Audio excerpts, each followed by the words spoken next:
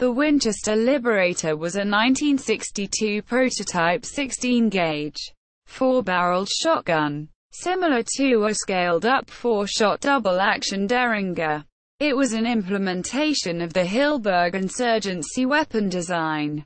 Robert Hillberg, the designer, envisioned a weapon that was cheap to manufacture, easy to use, and provided a significant chance of being effective in the hands of someone who had never handled a firearm before. Pistols and submachine guns were eliminated from consideration due to the training required to use them effectively. The shotgun was chosen because it provided a very high volume of fire with a high hit probability.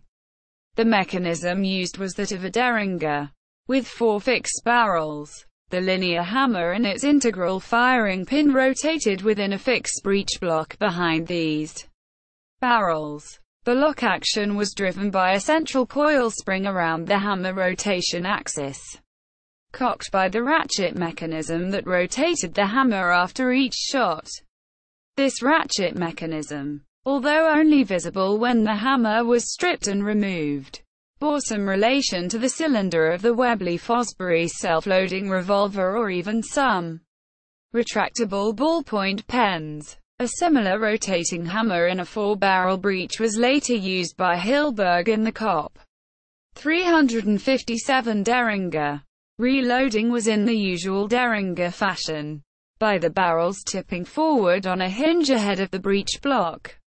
Both Winchester and Colt built prototypes, although the Colt Defender 8-shot design came late in the Vietnam War and was adapted for the civilian law enforcement market. No known samples were ever produced for military use. See also: List of multiple barrel firearms. Winchester's Liberator shotguns.